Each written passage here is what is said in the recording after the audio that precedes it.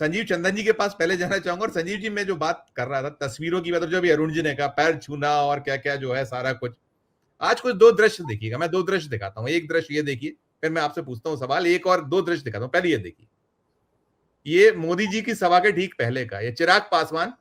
आप देखिए चिराग पासवान जो है ये थे, वो आए हैं, देखिए आए हैं। और वो ये देखिए, ये है। राजनीति में तस्वीरें बहुत कुछ कहती हैं, बहुत कुछ बोलती हैं। एक दृश्य ये निकला है, इसको देखिएगा। और एक दृश्य और मैं आपको आगे दिखाता हूं। दोनों दृश्य पे ही मैं आपसे सवाल पूछना चाहूंगा, क्योंकि आपसे बेहतर कोई इसको डिकोड करेगा नहीं। एक दृश्य और ये भी देखिएगा, एक दृश्य ये भी देखिए, ये दृश्य भी।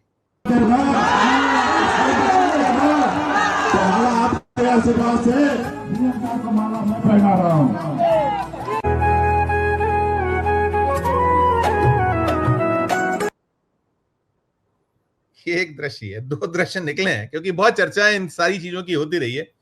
और देखिए जो अभी अरुण जी ने कहा, संजीव जी आप भी बेहतर जानते हैं कि अब सारा कुछ मौके पर चौका लगाने वाली राजनीति हो गई है। वो चीजें नहीं बची कि हम जहां हैं, जहां खड़े हैं। अभी आज हमें तो ये भी देखा, सुबह कहीं, दोपहर में कहीं, शाम को कहीं, बहुत कुछ है। ये दृश्यों को देखकर क्या कहिएगा, सारा का सारा किस दिशा में, किस और बिहार बढ़ता दिखता है आपको सारा कुछ? और तस्वीरों के आधार पर हम बात करें तो संजीव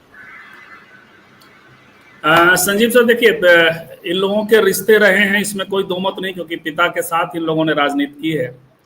तो ये तो तेजस्वी यादव के लिए भी, लालू जी के लिए भी ये लोग चाचा और उस फॉर्म में बात करते हैं, मेरा अपना घर है। लेकिन ये जितना परिवार की तरह दिखने की कोशिश कर रहे हैं वो कुछ ज्यादा कर रहे हैं। और इसीलिए आप देखिएगा कि एक तनाव की सूचना सब सामने आई। 2-3 दिन जो तमाशा चला ये जेडीयू बीजेपी के बीच में, दिल्ली से लेके पटना तक लोग दौड़ते रहे। तो उन सब के बाद की परिघटना है कि पहले नीतीश जी बड़े भाई के तौर पे मोदी जी को ले रहे थे, हर जगह मोदी मोदी हो रहा था, मोदी की तस्वीरें लग रही थी। अब मोदी जी कर रहे हैं इनको पैचअप करने की कोशिश। इसके पहले भी बड़े भाई नीतीश जी करके संबोधित किया उन्होंने कुछ दिन पहले।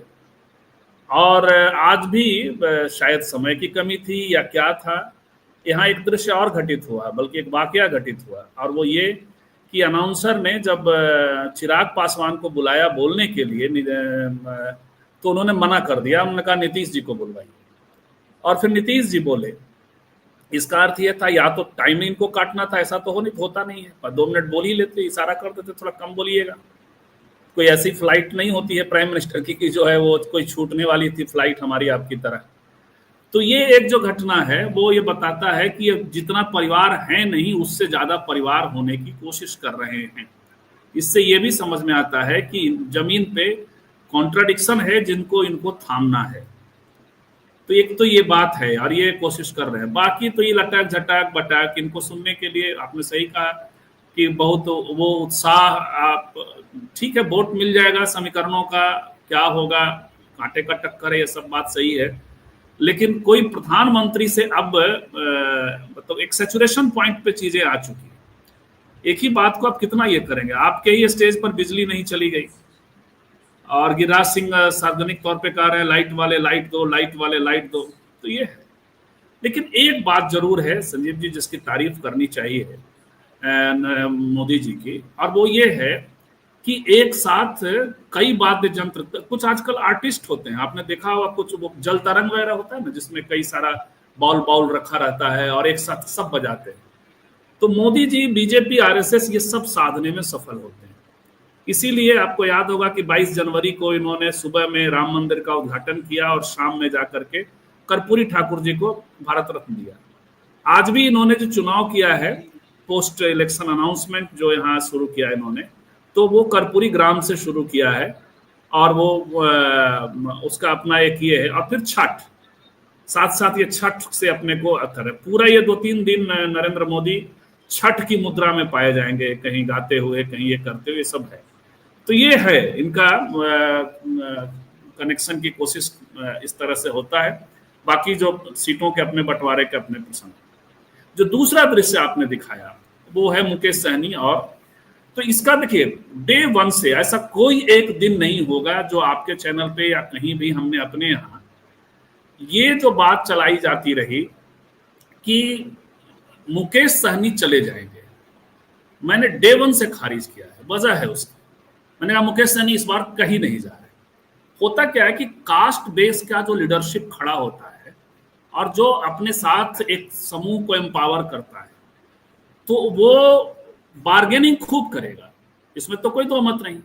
इसी बार्गेनिंग को और इनके पिछले रिकॉर्ड को लेके यंग लड़का एक आया था बॉम्बे में, दिलवाले दुल्हनिया ले जाएंगे या हम आपके हैं कौन का सेट बनाकर और तमाम चीजें पैसे कमाकर, और वो मल्लाह समुदाय के बीच का एक लीडर उभर रहा है। तो शुरुआत बीजेपी से कर दी। अब प्रशांत के वो यहाँ स्थितियां भी कई तरह की होती हैं। फिर आप देखिए महागठबंधन वाला, तो ये सब को लेके लोग फोन पे बात हो जाए, बड़े बड़े लोगों को मैंने बात करते देखा अक्रॉस राइट और लेफ्ट। ये मुकेश सहनी अविश्वसनीय है। मैं कह रहा था कि चीजें आप तय कैसे करते हैं, आप किसी के मन में जाके, मांझी के मन में घुस के, मुकेश सहनी के मन में घुस के नहीं, स्थितियों का आकलन होता है।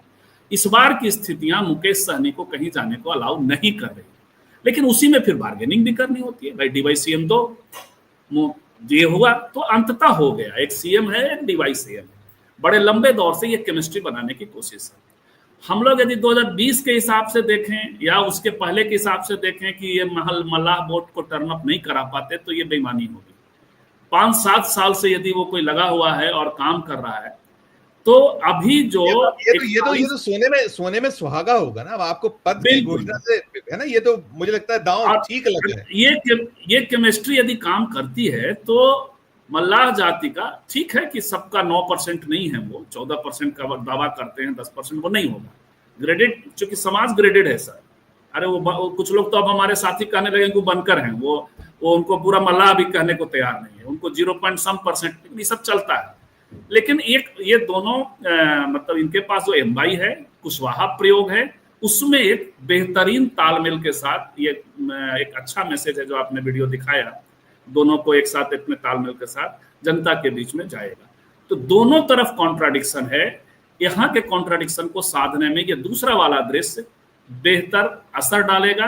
पहला वाला जो दृश्य है जो आपने दिखाया, उसमें आप समझिए कि परिवार जितना है नहीं उतना दिखने की कोशिश की जा रही है।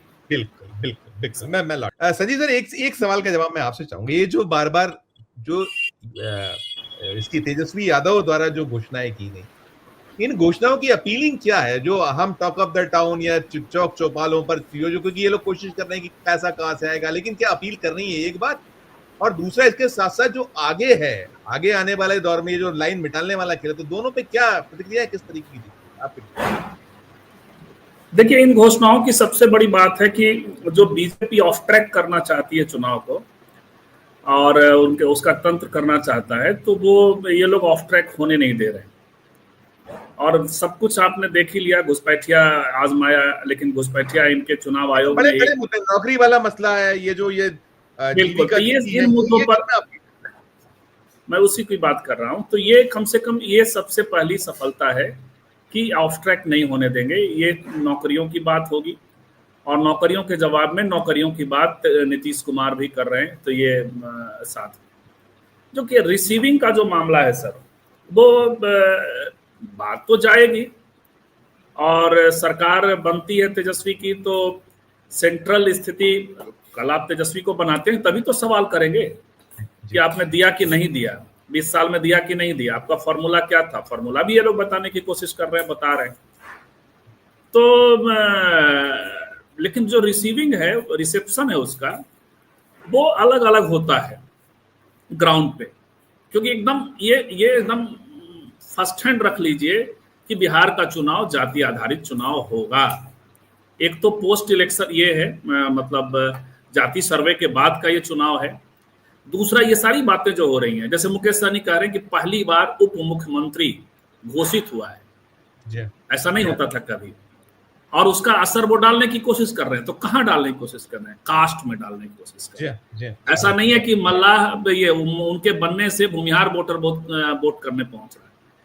तो वो होता है, रिसेप्शन के अपने अपने स्तर होंगे।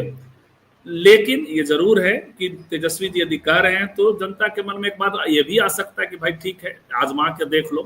बिल्कुल 20 साल से हम देख रहे हैं, हम दूसरे को 20 साल से हम देख रहे हैं।